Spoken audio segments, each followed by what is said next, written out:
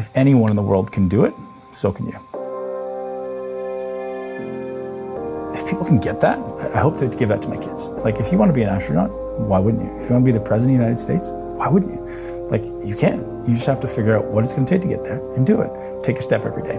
And so that paradigm was in my brain maybe when I was young. I don't exactly remember, but this idea of no matter what it is, it may just take time and a particular skill set, but if you want to run a multi-$100 million business, find someone who's doing it and get them to mentor you, or find 10 people that are doing it and learn little things from them, right? It's all there, it's all been done before, right? So that was kind of where my paradigm came around, if you can't, you must. My philosophy is very, very simple when it comes to my family, particularly, me being a dad. If they're hungry, it's because I'm starving. I don't eat until they eat. I'm not comfortable until they're comfortable. I don't have unless they have. That's the mentality, and that's the mentality that I strictly get from my mother. And so for me, having that kind of mentality, but what comes with that? What comes with that is a certain work ethic that you have to put forth. It's easy to slip back into, I'm not going to push myself, because when people blow smoke up your ass constantly, 24/7, 365, it's a good feeling, Even the most vigilant, high-performance person will be subjected. Absolutely. You've seen that. That's why guys like Gates, the late Steve Jobs, Elon, they don't hang. Eagles fly alone. When it's hard for the birds that are flying at 10,000 feet to blow smoke up your ass when you're at 25,000 feet. People are trying to do the impossible right now. They're trying to save what they make. Dude, it's easier just to make another $4 grand. There's no shortage of money. There's no shortage of money on this planet. There's plenty of money. You said it, $4 trillion has been freaking manufactured. You got to first decide there's no shortage. Clear up your thinking about what your daddy thinks a lot of money is. And get rid of the thinking that you make enough. You don't, nobody does. And then start thinking, okay, my first target should be 125. That gets you in the top 5% of all the earners on planet Earth. You earn 125 grand a year. That's $10,000 a month. Top 5% planet Earth. Planet Earth, bro. You're on top. You're at the party now. At least you've been invited to the party of prosperity on planet Earth. I'm not talking about money, man. I'm talking about taking care of your kids. Or you want to send them to school. You're gonna have to buy a car. You probably need a house at some point. You need clothes. You gotta have food. You're gonna have an emergency. You need some freaking dough. Yeah. I'm not talking about money, right?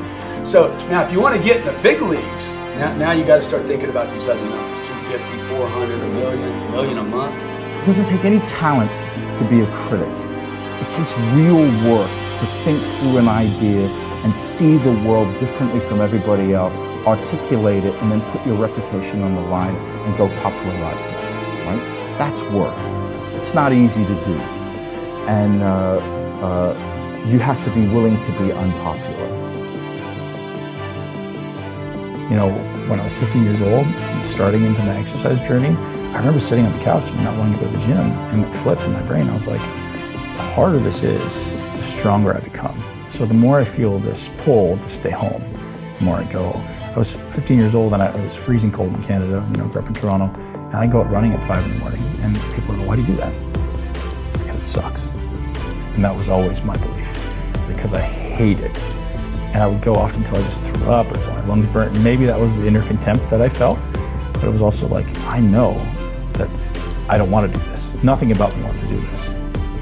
So I do it, right? And that may be what allowed me to build that mentality to overcome all those obstacles that occurred during my bodybuilding career, right? And then there was endless obstacles. There was a lot of deterrence. There was a lot of negative mindset. People think I'm just naturally a mentally strong guy, but like, I had more struggles than anybody, and that's why I succeeded, right? Because I used those struggles and I looked at them, and rather than saying, oh, I can't do it, I go, all right, I don't know if I'm gonna come out on the other side, but I'm gonna do it, I'm gonna try, right? It's just like seeing it as an opportunity for progress.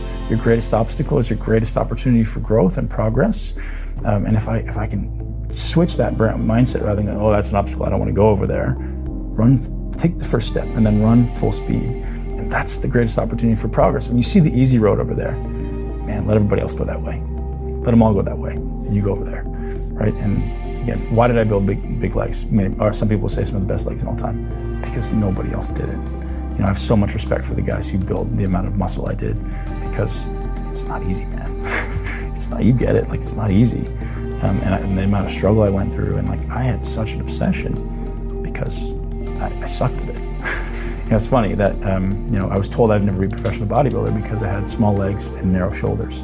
And if you ever want to look at a picture of my bodybuilding career, I had the biggest legs on stage by far and the widest shoulders by far, because somebody said that to me and I was like, okay, thank you. Like, right? I'm not gonna get mad at you. I'm not gonna take it in and go, oh, I don't, he was mean to me. Thank you.